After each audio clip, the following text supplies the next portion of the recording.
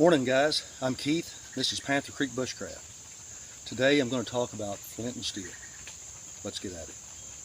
Okay, so basically what's going on with the flint and steel is the flint is harder than the steel. So when you strike them, pieces of the steel are being flaked off and they combust in the air. So what you do is you strike it and you throw those sparks on a piece of char material. Now that char material can be char cloth or charred punk wood, which we are going to make here in a minute. Now to make char material, generally you need some type of metal container. You can do it without a metal container, but it's much easier if you have a container to work with. The easiest container to use is probably an old Altoids tin. And what you do is you put your char material in here, close it, throw it in a fire. Now some people poke holes in these containers, but with the Altoids tin, there's really no need to. The gases that are made while you're making the char material, they can come out through these hinges, no problem. Now another container, this is, I don't remember what this used to be, but it's a great char container. And what I did was I drilled a couple holes in it. And when I'm making the char material, I make sure that the holes line up. That way the gases can escape through that hole. After the char is made, I simply turn it, and that makes it waterproof, or more waterproof. Now one thing about flint and steel, you see them in the movies and they take a piece of flint and their steel and they strike into a big wad of grass and they've got a fire. Okay, that doesn't work. You have to have the char material to make a fire, which is the downside, because that means you have to have a fire to make the char material before you can make another fire with your flint and steel. Okay, with that being said, let's get a fire going and we'll make some char material. Okay, I guess I should talk a little bit about what we're looking for as far as char material. The first thing is we're going to use charred punk wood. Now punk wood is basically just rotten wood, but not all rotten wood is created equal. What you're looking for is something like this, and it's spongy. See that? Now if it's hard and flaky, that won't work. It has to be spongy to be good punk wood. And even at that, some woods are better than others. This is actually off of an oak stump. And hardwoods generally aren't as good as some of the softer woods, but this is what I have, so this is what I'm going to use. Now another thing you can use is cotton material. Now it needs to be 100% cotton. And I like to use denim, just some old ripped up jeans will work just fine. You cut them up into little squares or rectangles like this. And some people will use t-shirt material. That works really well. I like the denim. It's a little tougher, a little thicker. I think it makes better char cloth. Some other things you can use, certain types of mushrooms work. You can use the inner pith from some plants like mullein, works really well. But this is the wrong time of year to be getting that. Another thing, we've had a lot of rain the last few days, and this punk wood is wet, very wet, and that won't hurt anything. You just throw it in the fire and it will dry out before it starts making char material. So it's not a problem. It's not ideal, but it will work just fine. It just takes a little longer. Okay, so let's get this fire going. Now, like I said, we've had quite a bit of rain here the last few days, and everything is soaked.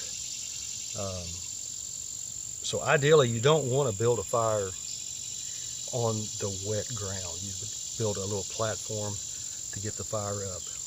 Now in this case, what I'm going to do is I am just going to use a big leaf to put some scrapings, some fatwood scrapings on, and get my fire started from there. This ground right here isn't muddy, it's fairly sandy, so it drains well. If this was muddy ground, I would definitely take some sticks and just make a platform and start from there. But this will work just fine. So I'm going to get my fatwood and get started processing it.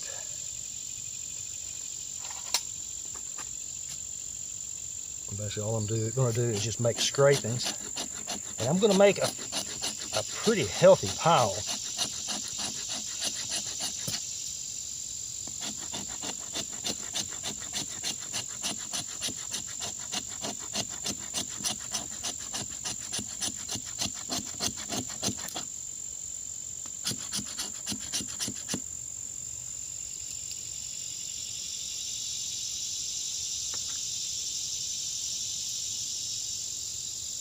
I think I'll make just a little more than that.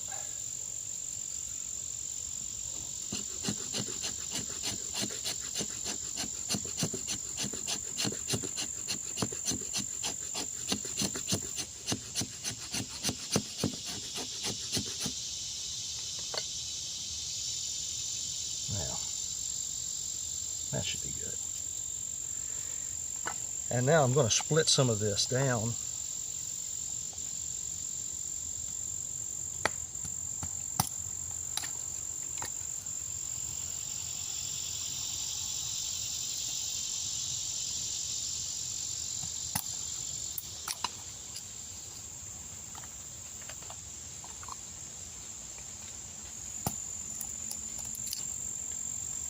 Just get some splinters to get the fire going well, and then I can put some of this damp wood on it.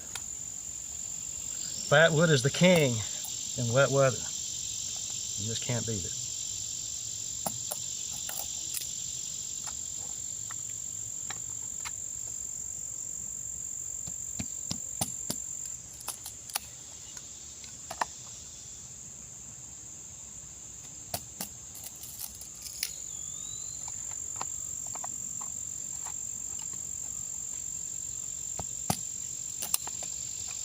Got a big old knot in that one.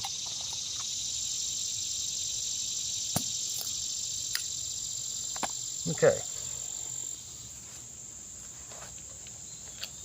Get our ferro rod.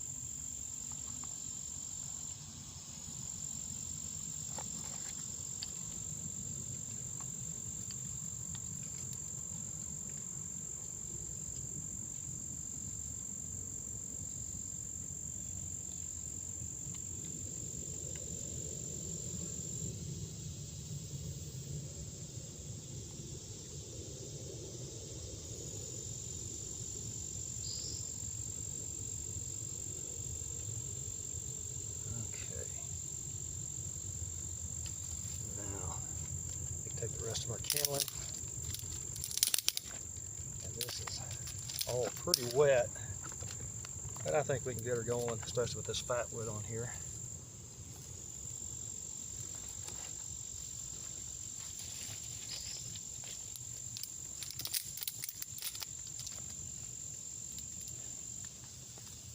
When you're working with wet wood, sometimes it's best to start off with a kind of a teepee. Seems like the wood dries out a lot better.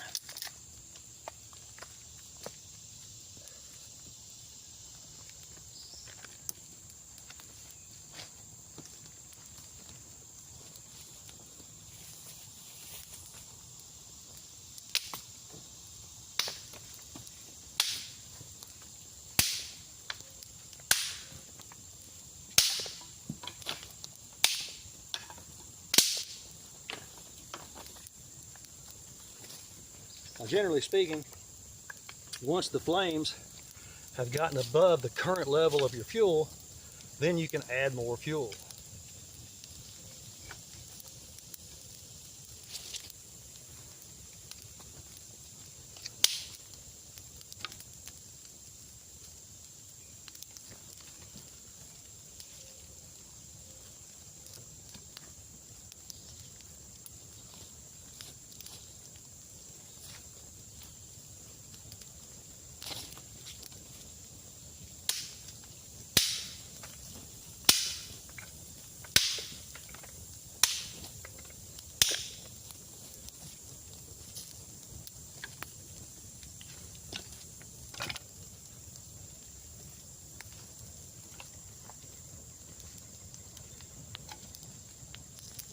Now eventually this fire will collapse and we'll end up with a good bed of coals. Now, while it's going, I'll go ahead and put my lid on there, being careful to line the holes up, and I'll throw it up in the fire. Now my other tin, I'll put in this denim to make char cloth. You don't want to cram it in too tight. Seems like it doesn't work as well that way.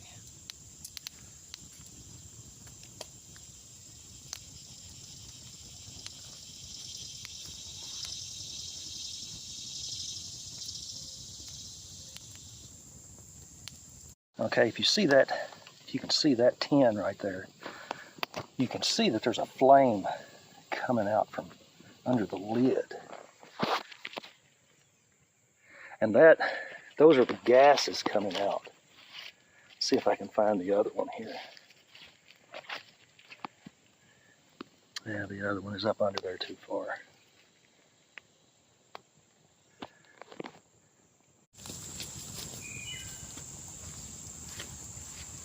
Okay, as I said earlier, everything is soaking wet right now. And I've got some poplar bark here that I found, and it is soaked. So what I'm doing, I'm taking advantage of this fire, and I'm drying this out so that I can use it to build my next fire. Also, I've got a cup of water on. I figured I'd make some coffee while I'm here.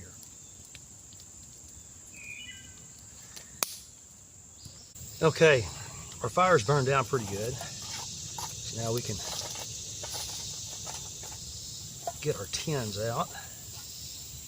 Now I don't want to open these yet. I want them to cool. I want them to be cool to the touch.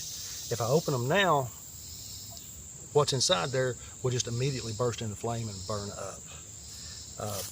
What we have done is we have taken away the oxygen part of the triangle fire.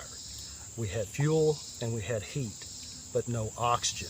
So that turned our material basically into carbon. So anyway, once we get this cooled off, I'll be back and I'll show you how to make a flint and steel fire.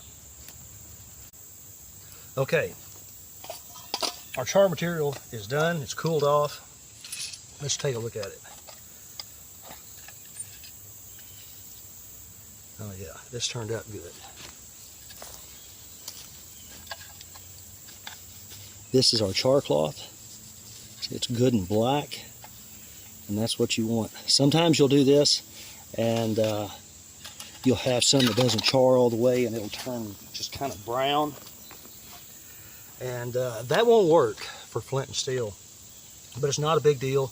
Just tear off the black, keep the brown stuff in here, and the next time you make char material, just throw it back in the fire and you can re-char it. Another thing is you can't overchar this. It doesn't hurt. You can leave it in as long as you want. It will not hurt it. Like I said, you can't overchar it. Okay, this is our charred punkwood, and that turned out really well too. And that's what you're looking for right there. Okay. So now, how do we turn this into this? You take, there are a couple ways of doing it. With char cloth, what I like to do is I find a sharp edge on my flint, I put my char cloth on top and strike like this. Now you're not banging it together, okay? That's not what it is. Imagine you're trying to slice pieces off of your steel, just like that. So let's get a piece.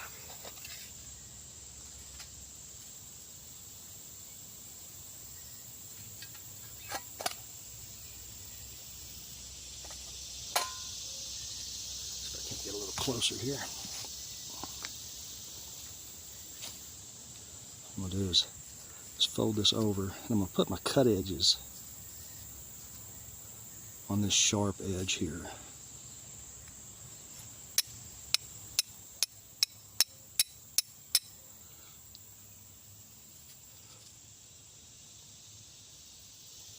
You can see that.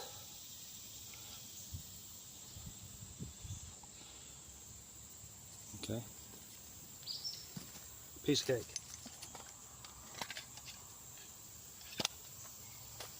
Okay, now, with the punkwood, you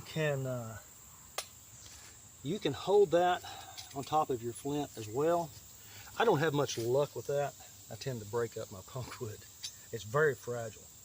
So what I do is I tend to take my flint, my sharp edge, I change hands, and now I strike sparks into the tin. Like this.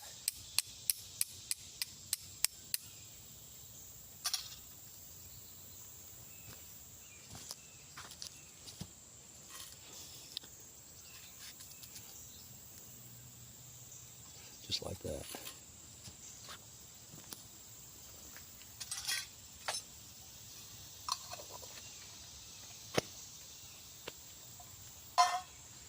Okay. Now, this is our bark, our tulip poplar bark, and it has dried out pretty well. It's not really as dry as I would like it, but we're going to give her a try.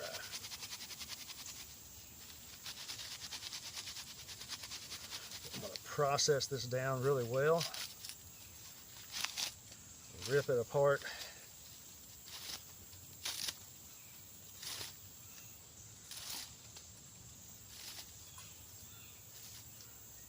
And since this is a little damp,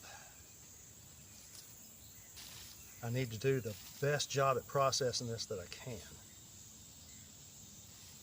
I want it to be very, very fine and as fluffy as possible.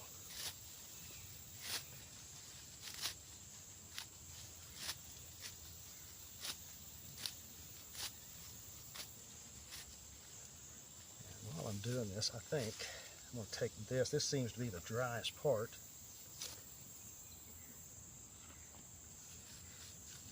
And I'm going to work this by itself.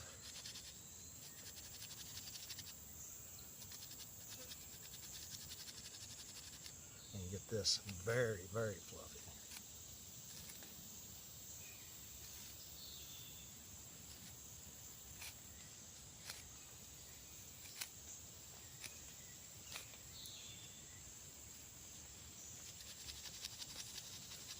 And this can be a bit of a process. You know, that's just how it is. Okay. I think we're in pretty good shape with that. Put it over here, not on the ground. Continue to work on this.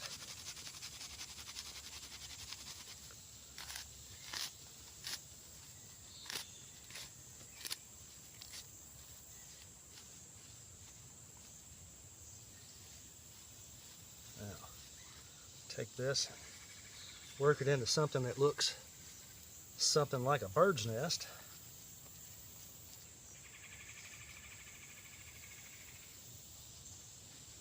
Like that. And what I have done is I have worked it, and I've got the finer pieces on the inside and the coarser pieces on the outside. Now I take this, my best, and I'm going to put it right in the middle.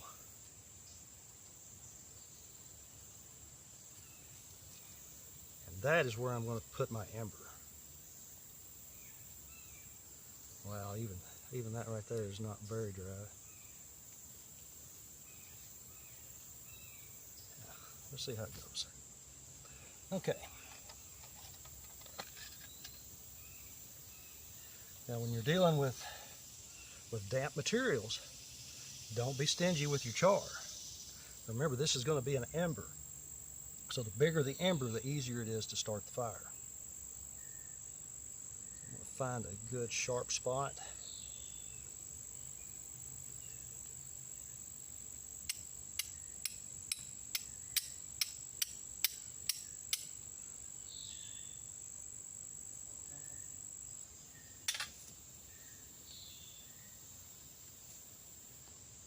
Put it right in that bird's nest.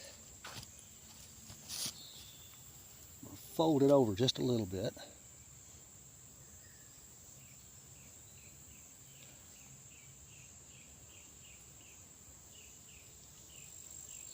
And I'm going to blow gently.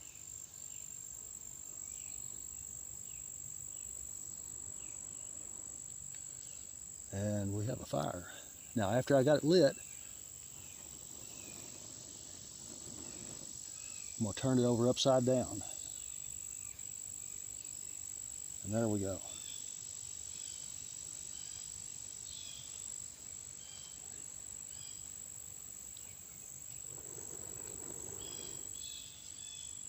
Wow, that's still a lot of moisture in that.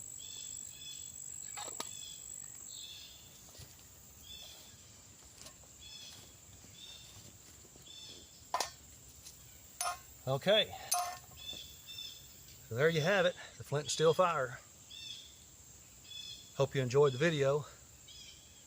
Thanks for watching.